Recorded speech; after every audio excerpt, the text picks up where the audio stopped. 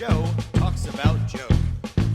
And now, your host, Joe Slepsky. Hello again, everybody, and welcome back to another episode of Joe on Joe Illustrated. We are digging into comic books once again this week on Joe on Joe. Remember, this is the podcast, if you're new to it, that every week we typically go through a cartoon episode of G.I. Joe. We just finished wrapping up the G.I. Joe Extreme era, and so now we're taking a break and we're going through the comic books. So we're going page by page, panel by panel. The rationale here is it takes a long time to make a comic book, so let's give it the page by page breakdown that most comic books deserve. So I'm your host, Joe Slepsky. And this week we're doing Snake Eyes Deadgame. Now, normally, guys, you know, with our with Joe on Joe Illustrated, we like to give you a little history of what comics were on the shelf during the era of that issue when we're doing the classic Real American Hero stuff. Well, when we do the Deadgame and the new stuff, which Deadgame is really the only new book that we're covering, I'm not going to do that because just go to your local comic shop. If you want to see what's on the shelf, support your LCS. That's what I'm here for. If you're out in LA, please hit up Golden Apple Comic Book. Stop in on a Saturday and say hello. So, we're doing Snake Eyes Deadgame, guys. I did Deadgame number 2 on the podcast, so you can find that on the archives. That was whenever that book came out 2 months ago, I think. And then I actually did a Twitter thread on Snake Eyes Deadgame number 1, which inspired me to do this on the podcast. So this is Snake Eyes Deadgame number 3. And if you're not familiar with it, this is the Rob Liefeld book. And if you're not familiar with Rob Liefeld, how was your coma? So here's my caveat. I am trying very hard to avoid the taste issues when it comes to stuff, because I've been around comics a long time. I've for my little bona fides, in case you're listening for the first time, I've got 40,000 comic books. Comics actually are my passion. Some guys, guys do toy collecting, some do, whatever. I actually do comic collecting. I've got an extensive collection of comics. I've read a lot of comic books. So I've seen a lot. I understand it, I would say, as much as anyone else, especially as much as any, non-professional, certainly. And so I feel like I've got a pretty good grip on the makings of a book. So, and what I like to do, the reason I say, preface that with, I'm trying to stay away from the, I like this, I like this, I don't like that stuff. We all know Rob's work can be very controversial. A lot of people love to rag on it. And I generally am trying hard not to fall into that category. Styles are styles, but choices are choices. And I think Rob, when he chooses to, he can make good choices. I think any artist, when they choose to, they can make good choices. And, and then the execution is their style. I think a lot of good comic books also are a work of collaboration. And that starts with the editorial process. And I think if you listen to the Deadgame stuff last time, there's a big breakdown in editorial. And without spoiling my overall impression here, that breakdown continues, guys, in a way, and we'll get to this as this goes on. This book is as much in tune with a regular, typical, 90s Liefeld comic as a Stan Lee and Jack Kirby Fantastic Four book. And I mean that. There's a lot of those vibes going through this, and we're going to get to what I mean by that as we dig in. Listeners, I know what you need in your life. You need more podcasts. And you also love movies. So why not do a podcast that's about not one movie? It's about not 2 movies. It's about 3 movies and a meal. I'm talking the Movies and a Meal podcast. This show is great. It's brought to you by Keith, Brad, and Ben. And each week they bring a new movie to the table, which they all discuss as a group. And it's not, your highfalutin movies. It's What We Do in the Shadows, The Fantastic Four, Rise of the Silver Surfer, and Out of Sight. It's Bad Education, Ghost Rider, and A View to a Kill. It's X-Men Last Stand, Queen Sugar, The Mandalorian, and Major League 2. They are a lot of fun to listen to. You guys know Ben. It's our friend Ben Pensarga. He was a guest on Joe and Joe. In fact, Ben was the very first remote guest that I ever had on this podcast, so he's always got a special place in my heart. I'm really digging this. I just started listening to it last week. It is a lot of fun. They bring a guest in. The guest, I listened to their Heathers episode. They were joined by Kelly and she went in depth on her favorite movie, which was Heathers, and it made me want to go watch Heathers to watch with them. I really dig it. So guys, find them out there at Movies and a Meal, Twitter, Instagram. Their website is moviesandameal.podbean.com. They put out one episode a week. Give them a listen, guys. Support them. Let them know Joe on Joe sent you. I don't think you're going to be disappointed. It is quite entertaining. And now back to the show. So we always start with the cover. And you know, this cover's pretty gorgeous. It's Snake Eyes in the rain in a pool. And it's raining on him. The colors on this cover are fantastic, and the colors in the book are also just phenomenal. I think the whoever does the coloring, we're going to find that out in a second when we flip it. They're phenomenal. I think they're really, really lovely, and they bring this book to life. And I would actually make the argument they saved this book. But Snake Eyes is Crouch. He's got the Urishikage tattoo. You know, or well, it's not a tattoo. It's a logo on his shirt shoulder, so it's not a tattoo. You know, the rain pouring down him, lightning in the back. He's got a sword in hand, and he's also got a sword on his back. He's got a pistol in one hand. You know, it's very Liefeld, but it works. You know, I like the weight that he gives to Snake Eyes' visor. That's actually really cool. The body looks like it's connected, which I think has been a problem with some of these issues where the upper torso, you know, at the waist, at the belt, has often been very jarringly different from what's happening in the lower torso. I think on this one, he's got it pretty good. And I'm talking about the one where Snake Eyes is crouched facing you in his black costume, because we're going to flip the page here. Yo, Joe!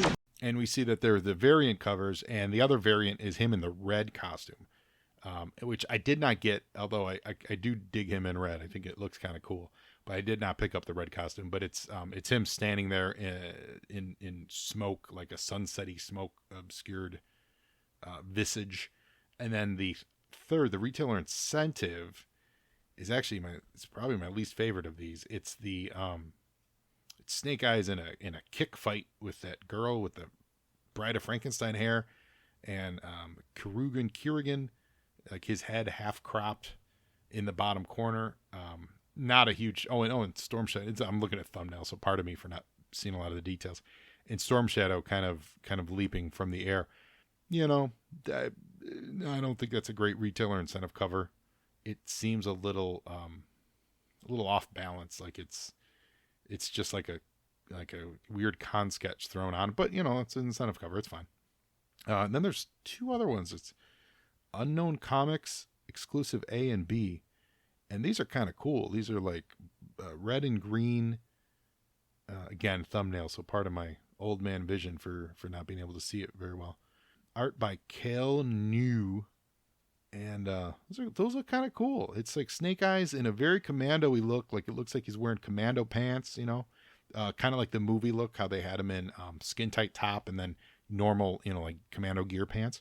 And it's got this, looks like that's the outline of some trees or bushes or something, but it's color and it pops. It looks good. So, but we got story and art by Rob Liefeld, script and dialogue by Chad Bowers. And Chad, if you're out there listening, as I see on Twitter, you're the Stan Lee to Rob's Jack Kirby here, and I see you do the heavy lifting. So just so you and I know, you don't ever have to admit this, but I'm pointing my eyes to your eyes.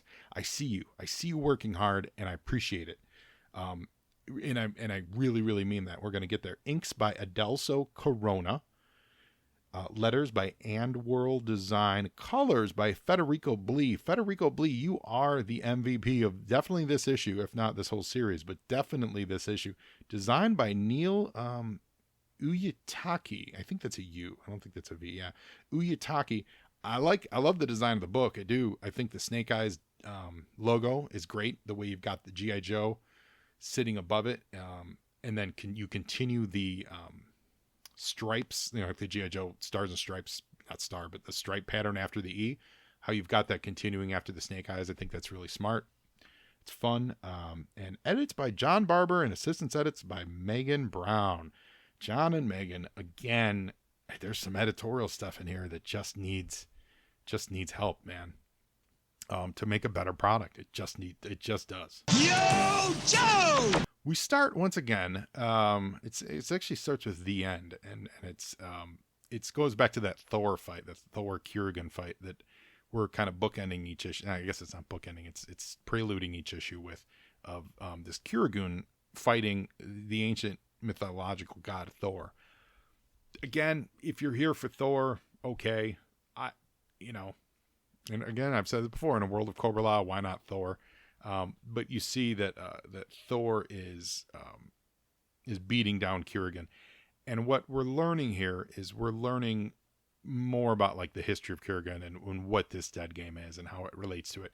I don't understand why it has to be Thor, so I really don't understand the bookends here, because the rest of this story is actually Storm Shadow in captions and dialogue captions explaining to us what the Deadgame is.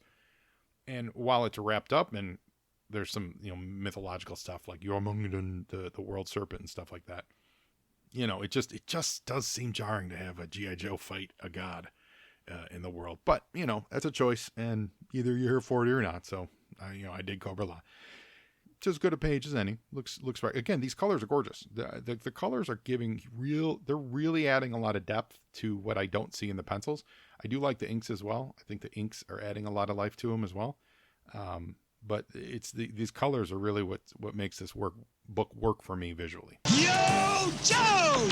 I guess you could say in the grand tradition of movie serials. So if memory serves, and pardon me for not referencing it, but I thought last issue ended with Kirigan dropping Snake Eyes into the jaw of an awaiting snake, a giant snake, right? Which was fun. So in the tradition of movie serials, we're no longer dropping anyone in anything. Snake Eyes is just standing or kneeling on a rock in the middle of a giant pit. Okay, like that's not what we saw last time. So this is the start of, hey, editorial, what are we doing here now? If you're saying the intent is serial intent, okay, sure, I get it. I would say J.J. doesn't have a rich history of drawing on serials, like they say Star Wars is, or, anything like that. Like this isn't like a serialized fiction. So it doesn't necessarily pick up where we left off whatsoever. Kirigan and his daughter, and I forget her name, we'll come to it. Yeah, we'll come to it soon. But they're standing above the rim, and they're just watching Snake Eyes, who's now on this middle of this giant rock. So I'm going to say this, and again, I forgot to reference last issue, but the first thing I noticed on this page is it says somewhere near the Gulf of Benzine, the Middle East, present day, 1930 hours. So I'm going to compliment you, and I'm going to say maybe they listened to the show. What was one of the big complaints we had previously is that throughout the comic book, which is giving information in a meta third world way to the reader, it would say parts unknown. Instead of just telling us, like somewhere in the wherever, South American jungle, or somewhere in the desert, or somewhere in the Middle East in this case. Thank God you guys got it together and said somewhere near the Gulf of You're grounding us, the reader, in a location so we can place this somewhere. You don't have to give us a coordinate. You don't have to give us a mailing address. This is great. Thank you. I'm saying thank you for correcting this, telling us where this is. Now, again, I haven't looked. If memory serves, the last time we visited this, though, it did say parts unknown. But again, maybe they did clear it up last issue, but it's good to see that. And we have a narration happening, and we're going to find out in a few pages that the narration is Storm Shadow, who's going to enter the chat, as the kids like to say. But it's a big old splash page. I'm going to say this. I think a lot of it is wasted. You've got these first two pages. Between the first two pages, it's a lot of wasted space. This splash page, if you're going to give me this splash page, I kind of want the threat of what Snake Eyes is doing in this pit. I want it on the splash page. Because right now it just sits there. Just sits on this page. Yo, Joe! Now, here's the other wasted splash page. Okay, a couple things happening. One, we get the Kirigan and his daughter standing next to each other. So we're seeing scale. Scale has been an issue in this, where Kirigan has been like massively large at times and then seemingly normal at other times. That problem continues throughout this issue. But now we see her standing next to him, and we see that while she's certainly shorter than him and smaller than him, she is of normal scale to him, somewhat, which is really weird because she's also in normal scale to Snake Eyes. And as we've seen in previous issues, Kirigan towers over Snake, like a literal giant. So I don't know what's happening here. Second thing, the reason I think this is a wasted page is nothing is happening on this page. They're doing recaps for the readers, and all they're doing is standing there in it. The pose isn't even interesting. Kurgan is, he's not, there's no movement on the page. This is the level of, and this is the level of drawing that we all did when we were in high school. I know Rob can do more than this. I know he can make more interesting layouts than this. Do something. Give me a camera angle. If this is all the information you wanted to put on this page, okay? Give me a different camera angle so that it gives me more of where they're at. You know, give me their perspective on Snake Eyes in the pit or something, or but this just very flat profile, almost official Handbook of the Marvel Universe style photos of these people as they regurgitate the plot is just a waste. It's just not interesting to me at all. Yo, Joe! Now we see Snake Eyes in his red costume, which he magically got last issue. Storm Shadow is, filling in. He's telling a story that about, as we go through the pages, he's telling a fable that he heard from the Urashikage clan about the Deadgame and stuff. And the fable is saying that, way, way, way, way back in the day, this guy named, or a god named Izanami offered to restore this nameless guy's wife and children to life if he played something called the Deadgame. So Snake Eyes is trussed up, and he looks fine. There's still no explanation on the red suit, which we do get later, and that's Chad. That's where you're coming in, heavy lifting. As Kurgan talks about, like, you taught him all you know, everything, all the lessons, save the one who, again, they're putting his daughter up as some kind of mentor to Snake Eyes that we've never heard of, we've never seen before, and that doesn't seem to be the mystery of this adventure. So it's like imparting this deep secret path wisdom onto a character that we've known for 30 years. This isn't like a mysterious Wolverine situation where he had, memory blank. We pretty much know Snake Eyes' origins. So I don't know what's going on here. It's frankly quite confusing. And the last panel on this, I don't know what we're looking at. I guess we're just looking at a rock, but I don't know why we're looking at a rock. If that's a shadow, it's supposed to be like, there should be something on that page, on that rock, that should be drawing our attention. And I have no idea what it is because everything is just kind of amorphous and goopy. Yo, Joe! I like the moon. If you look at these two pages, they're using the moon to kind of ground us. So that's cool. That's a smart choice. Especially because the backgrounds throughout the entire book are almost non-existent. So in a world where we're surrounded just by rocks and, not really distinguishable backdrops, like houses and buildings or things like that, to have the moon in the sky is important. So having said that, based on, I think, and maybe pardon me if I'm wrong, but based on where the moon is, where the camera's in the pit in the previous page, and the moon is overhead Kurgan and the daughter, and now the moon is overhead the pit, and the camera's still in the pit, even deep further in the pit.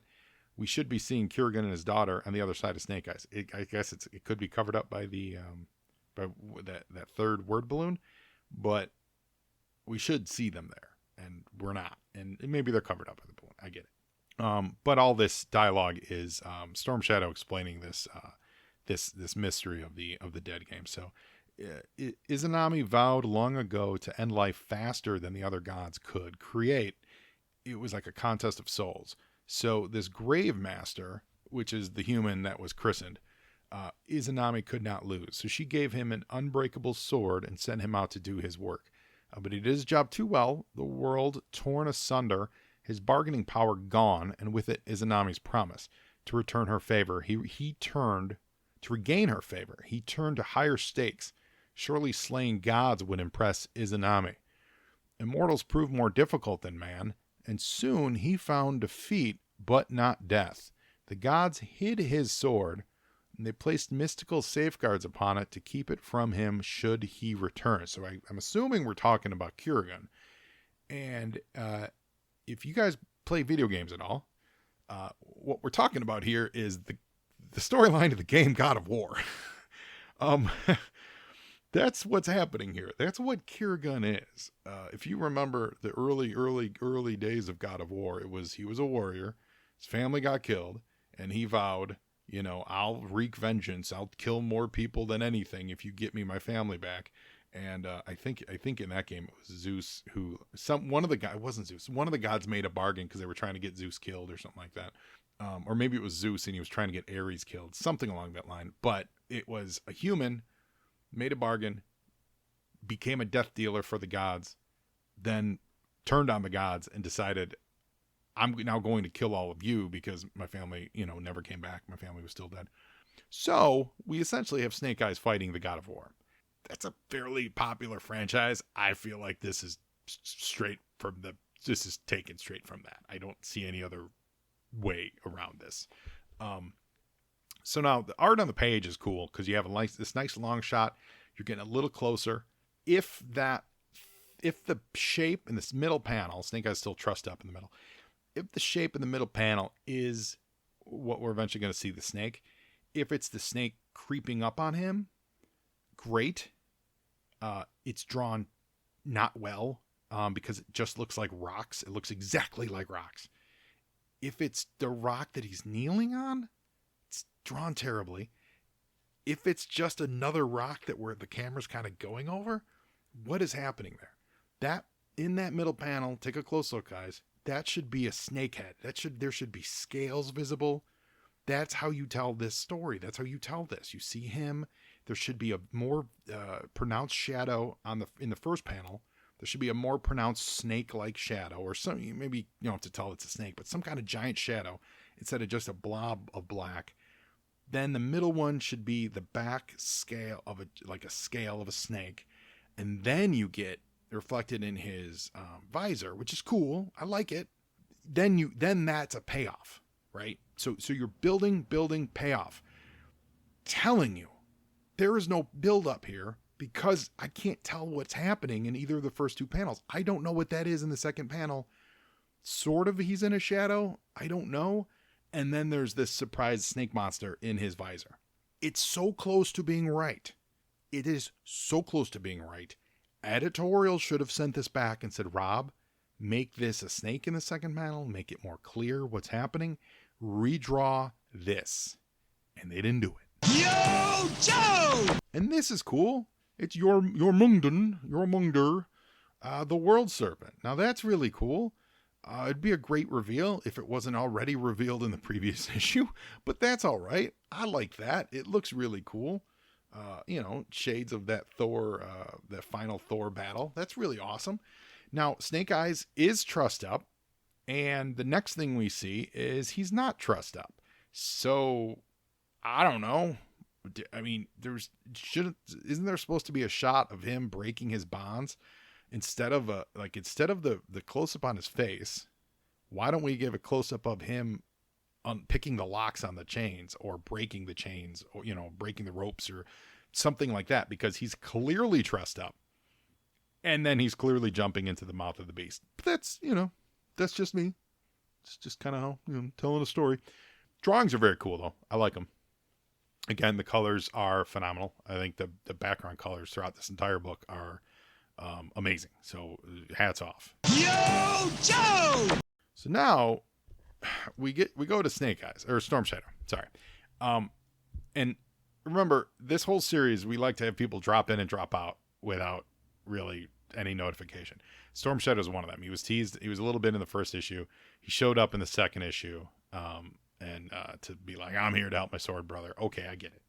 So now he's in the jungles, and we see that the dialogue, the voiceover that we've been reading, the captions, that's all been Storm Shadow's voiceover. So that's cool.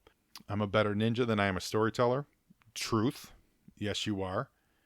So he reminds us that when missing Orishikage turned up in Norway as part of the ritual suicide, he notices. So that harkens back to the action from issue number 1.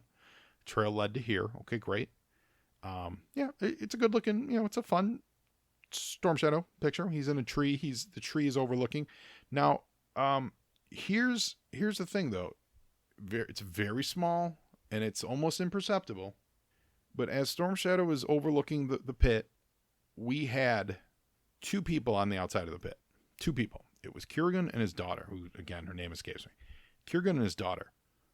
If you look closely, there are three people that robbed Drew on the edge of this pit. They're very faint, and you could make the argument of like, well, one of them's a tree. Okay. Technically, there is a fourth mark there, but that's so far away from them. I'm going to go with a tree on that one. I'll give you the credit. There are three humanoid-looking blotches next to the edge of the pit. Who's the third observer? I have absolutely no idea, because they're not in the book, but they're in this picture from a distance. Yo, Joe! So we saw Snake Eyes leaping into the mouth of the serpent. He's inside of it. He's using all of his strength to clamp down on, as the serpent tries to clamp down on him. I feel like, that's, a nice show of strength and all that stuff, but aren't like snake, and I'm no snake expert. But like, I know gorillas, alligators, crocodiles. Isn't the deal that they have tremendous snapping power? They have tremendous closing power, but they don't have a lot of opening power, right? So that's how, like crocodile wrestlers, once they get their hands around their mouths, they can't open them. So with that functionality in mind, shouldn't this be some kind of like impossible task? Like, shouldn't be. Why would Snake Eyes do this? To try to keep the mouth open, because that's the most, I don't know, whatever. I'm questioning physics. It's a cool drawing. We see that, Storm Shadow is, sees Snake Eyes make his move and he jumps from his tree to go help him. It won't be enough. So Storm Shadow's on his way. Overall, okay. I'm down with this page. I don't know what Snake Eyes' end game is, but we're there. Yo, Joe! Storm Shadow, parachuting in from this giant tree. Now we do see that there are only two people. The scale of that hole is just tremendously off, but okay. As he's jumping into this pit, I feel like we need to see the snake in this drawing, this first drawing. Don't we need to see what he's jumping at instead of just this black pit? I don't know, maybe. Oh, real quick, let's go back. This is where Chad Bowers, you get the Stanley Jack Kirby Award. So it's fairly obvious that there was zero explanation given as to why Snake Eyes is in a red suit, right? And this is the panel that you go, Kirby would draw something and Stan Lee would write something completely different, because Kirby would draw someone opening a door, like opening the door so Kirby would draw someone bursting through a door. Let's put it that way. And Stanley's dialogue would be like Ben Grimm calmly opens the door. Like there was always, in a lot of those FF books, there was a disconnect, if you look real closely, between what was written and what was drawn. That's a part of the magic of Lee and Kirby, is that there's the synthesis between what you're reading and what you're seeing, so your brain fills in the gap. And that's what we see in this issue. There's a lot of pickup. There's a lot of heavy lifting. This is one of them. And it's covering up the fact that the story itself had absolutely no explanation for why Snake Eyes is now in a red costume. And it says, looks like it's stitched, his costume is stitched together from the wrappings of Kurgan after he got his ass kicked. There was no indication that they did this, that this was a thing they wanted to do, that Snake Eyes is now stitching together new. It wasn't a thing. So it's a fun explanation and a way to no prize yourself out of a corner that you were artistically backed into. So kudos on that one. And back to this page though, we do see that Snake Eyes is managing to keep this jaw open rather. And we see Storm Shadow firing with a pistol, which is not a sight we normally see. And again, this absolutely goes to the dialogue, covering up something that we shouldn't be seeing Storm Shadow firing a pistol. But it says, not as dignified as a bow, but it gets the job done. Thank you. It's honoring the fact that this is not a normal thing for Storm Shadow to be doing, whether it's drawn or not. It's just not a normal thing for Storm Shadow to do, firing the gun. Yo, Joe! In a very cool bit of storytelling continuity, we do see that Storm Shadow throws Snake Eyes a sword, which is good because that means a sword didn't just appear out of nowhere. Magically, Snake Eyes' arms are now ripped. He's not getting chewed on, though. He's just holding the mouth open inside a snake. So maybe the venom is eating through the fabric or something. If that's the case, I'd love for that to be explained, but it's not. Fun banter between Storm Shadow and Snake Eyes. He's shooting this snake in the eye, and what they see is at the bottom of this pit is the dead sword, which is the object of the MacGuffin of the issue. This is what Jormungandr was protecting. Snake Eyes or Storm Shadow saying that Jormungandr thinks Storm Shadow is the attacker, but he's really just a distraction because now Snake Eyes takes that sword that Storm Shadow threw at him, and he uses it to carve his way down the body of the World Serpent. Standard fun, good. Nothing to bitch about here. Yo, Joe! Now, more gunplay from Storm Shadow. I think he just shot the tongue off of the World Serpent. All right. Yep. Now, this is more on this page is happening. Snake Eyes has that sword, and he's running towards the Deadgame sword. And apparently he just throws the other sword away because they don't need more weapons. And now the other sword is gone, never to be seen again. But wait. Yo, Joe! The other sword is back. Look in the lower left corner. He's now wielding 2 swords again. But he's not in this giant crotch level kick you in the face view. And somehow, for some inexplicable reason, all of Snake Eyes' shirt is gone. Except for those, the buckles. They've not gone away. But his shirt has been cleanly taken off. I don't know what's happening here.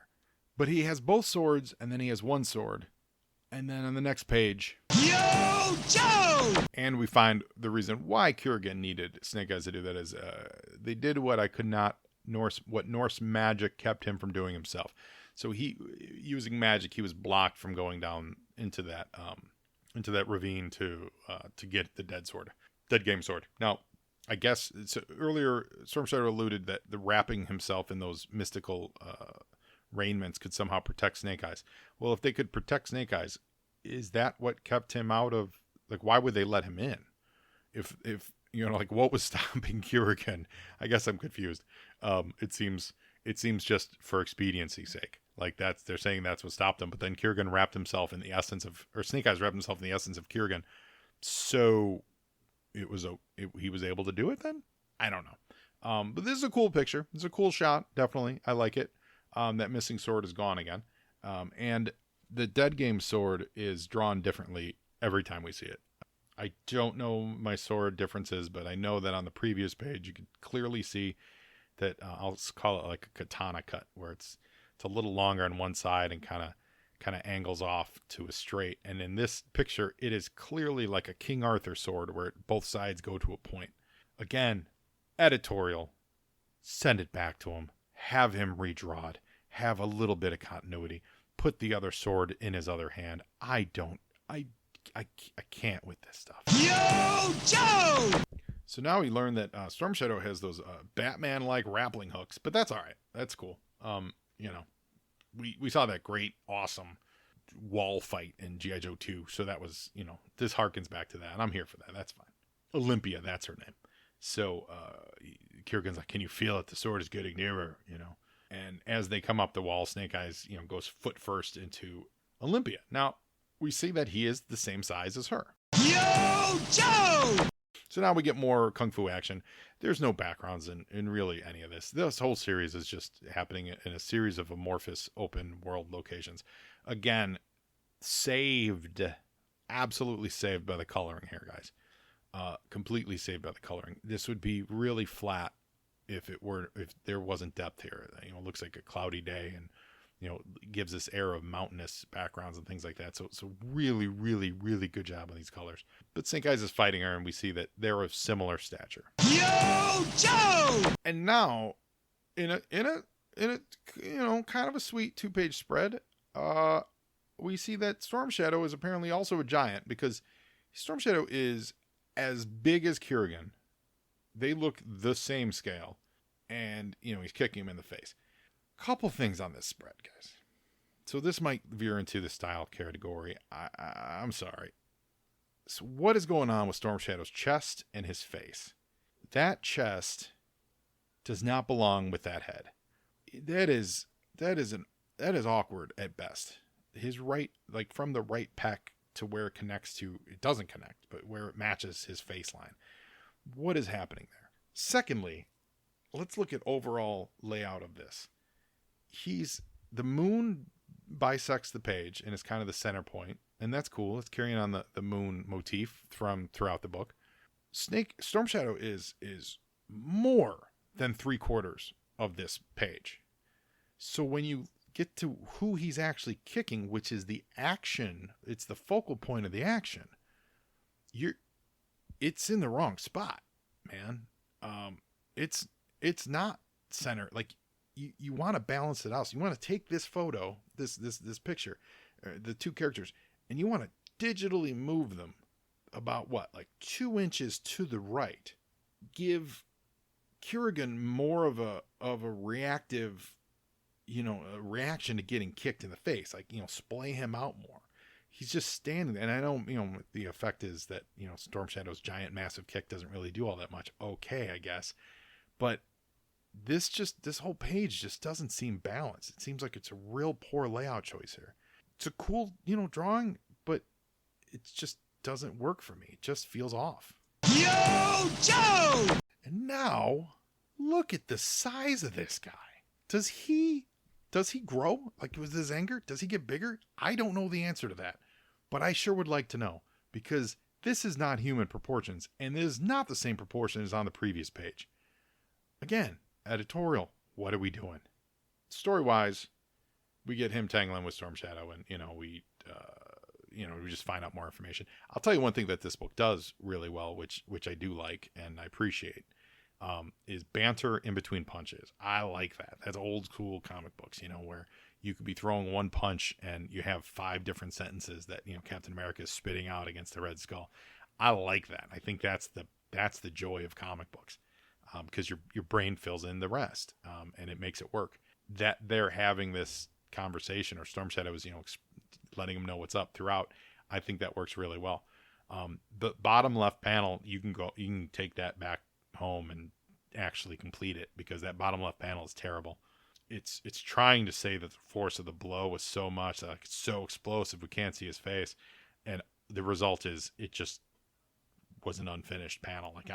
That's terrible. I don't know how to fix that, to be honest. I think the fix is actually in the explosive lines, like the speed lines, and if you guys know what I'm talking about, he's punching and all you see is Storm Shadow's head in his hands, and it looks like the speed lines, or the action lines they're colored in instead of like being black, right? So they're using color 30 years ago that just would have been black, and I think that would help here, because right now, by using this dark brown versus with the light explosives, it looks like Storm Shadow's sinking in quicksand. It's not a good look. Certainly it could have been helped by drawing it better, but I think if that explosion was actually black, like if it actually was harder to see, I think it would have been to better effect. Otherwise, it's another action scene. This whole book's action scenes. Yo, Joe! And we get Storm Shadow. This is a cool Storm Shadow drawing, kicking him in the face. It's cool. Got good shading. He's, saying he's not going to follow Kerrigan, because Kerrigan's, saying he's going to lead the world or lead the ninjas.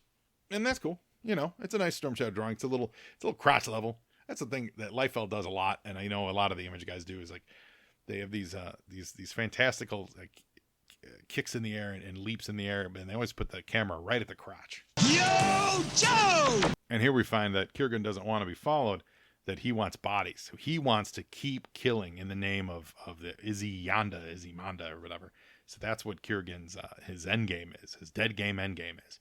So now this scale here of Storm Shadow fighting a bigger dude, this seems like the right scale. Like, Kerrigan's bigger, but he's not a mutant.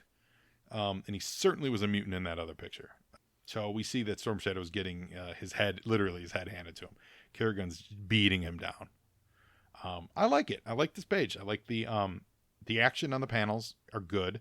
What he does, listeners, is he angles the blows come from different angles in every shot. One of them is actually just a close-up of his face. But it really works because it keeps you off balance and puts you in the shoes of Storm Shadow. So he's getting pummeled from every direction, and so are we in the images. So fist coming from the right, fist coming from the left. We get a brief close-up. Well, okay. So the bottom panel, I was ready to compliment this page. I do think this page works, though. I do. And I like the overlay in the middle. I think that works pretty well. Okay. So the bottom panel.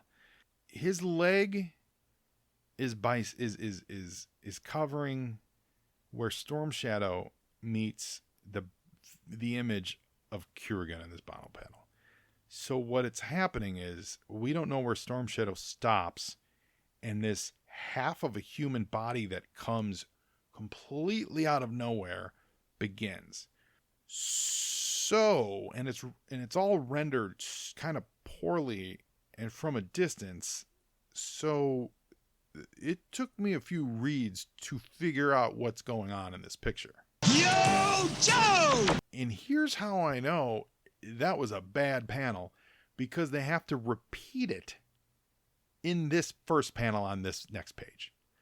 And what it is it's what's his name? It's Bullet Man, right? So now this isn't the first 60s, 70s G.I. Joe reference that he's pulling in from the old 12-inchers. So Bullet Man, who previously was not a member of the G.I. Joe team, was never mentioned in any of the previous 2 issues, shows up absolutely out of nowhere, and he's doing the same action in this panel that he did in the final panel on the previous page, which tells me the final panel on the previous page is a waste of a panel. You could have done something different with that panel. You could have had him looming over Storm Shadow and then maybe like looking up to, like what, have like a, ooh, what's that kind of a thing. And then you get Bullet Man hitting Kurgan in the chest here, because he's doing the same action in both panels, repetitious, and it's completely unnecessary. You can get more across by breaking up the action. Now we get into the choice of why Bullet Man and what is going on, like what is happening here. I don't know the answers to that. But he wants to bring in old school J. Joe stuff. I'm fine. That's cool. Okay. It's just it comes way out of nowhere, especially because these guys are not members of the G.I. Joe team, not the G.I. Joe Cobra team, G.I. Joe Real American Hero stuff. They're just not. I know they've been referenced and used in weird places over the years, but earlier we had Roadblock and Joe Colton. So I guess Joe Colton's the connective tissue here. And was it Tripwire? And now just Bullet Man out of nowhere. I don't know. Yo, Joe! Apparently Snake Eyes and Olympia have been fighting off panel. So here's another piece of storytelling. Maybe show us what's going on. Maybe let us check in some capacity to that fight. Although we did get a Snake Eyes Olympia fight in the previous issue, so I get it. You don't really need to repeat it. I'm fine with that. But there was no sense of check-in. Like, there's no idea what's happening. She says, the curse kept us from getting the sword ourselves, but out of the pit, he or his blood can ask for it. He being Kurgan. The current bearer can refuse. All they need to do is say no. So Snake Eyes, may I have the sword? And now Snake Eyes can't talk, so he can't say no. Therefore, she can take it from him. Okay. Sure. I like using that fact that he can't talk. And so because of that, he can't give consent. However, can't he shake his head? What if he pulled out sign language? Like, does it have to be in English? You know what I mean? Like, what is brings up literally? It's a magical curse. So it's just the words no have to be spoken. But what language? Could he spell it out? Like, what does this mean? It's just such a trite way to bring that up. And, there's no mention of him being mute throughout the rest of this issue. So if this is, it's, yes, he certainly doesn't talk, and yes, if you're this far into it, who Snake Eyes is, I get it, but it's never been brought up before that he can't speak. So this plays like, you just needed a reason, and she whipped him enough that he doesn't fight against it. I don't know. There's a lot going on here. But when Kurgan gets the sword looks like it's normal size in his hands. And of course, we know that's wrong. Now, Yo, Joe! we get to the final splash page, and we get Snake Eyes, shirtless Snake Eyes, Bullet Man, Storm Shadow. It looks like Joe Colton, Scarlet, and what's his name? The Robo Joe. What's it, the guy from the what was his name? You guys know what I'm talking about. I suppose I should Google this, but it's the 12-inch G.I. Joe with the robotic arm. Again, out of nowhere, wasn't mentioned before. So Joe got his Joe Colton, we'll say, got his buddies together to go help Snake Eyes. That appears to be the case. What they're emerging from, I have absolutely no idea, because no one knows how to draw a vehicle in this series. Is it a helicopter? Is it a submarine? Is it a door? Is it a giant magical bubble? I have no clue where they're coming from. And hey, I'm just gonna ask it. What happened to Timber? I don't know either. So that's it for G.I. Joe Snake Eyes Deadgame number 3. I don't know, man. I mean, it is what it is. I know it is not trying to be anything more than what it is, so I appreciate that. And on principle, I'm not going to knock it for not being the greatest G.I. Joe epic ever. But man, it is just a mishmash of people fighting and no attention paid to setting up tension or mystery. You know, it's just being all spelled out for us. And that's the heavy lifting that Chad Bowers is having to do here as he dialogues this stuff. You know, he's having to spell out because the story itself is not doing any, you know, it's not, there's no quest. What's the quest? Snake Eyes chased after a guy that attacked him, and then he got kidnapped, and then the bad guy told him everything and threw him into a snake mouth. That's been the story. And he changed his clothes for no reason. So we had to explain that. And then he got shirtless for no reason. Probably to mirror what Kurgan looks like, I guess. I don't know. Like, invest in a better tailor, Snake Eyes. So, Snake Eyes Deadgame number 3. I don't know, is there 1 or 2 issues? I think there's 2 issues left. I hope you redeem yourself because, 2020 is almost over, and I don't want to start 2021 with these kind of bad vibes. Anyway, I appreciate everyone listening. And remember, if you're out there, follow me on Facebook, Twitter, and Instagram at Joe on Joe Pod. Send me an email to joeandjoepod@gmail.com. Am I being too hard on this book? Am I being fair? I'm trying to be really fair. I really am. Trying not to be, drawing feet and all that stuff and pouches. I'm really trying to take the content that's on the page and the story that's being presented to us and break it down to say, is this worthy? So let me know what you guys think. Are you enjoying Deadgame? Are you enjoying it for what it is, which is cool? Or do you actually enjoy it as a book? Or do you hate it? Or do you agree, disagree? I don't know. Whatever it is. Let me know. Reach out. Because now you, Joe, and Joeing is half the battle.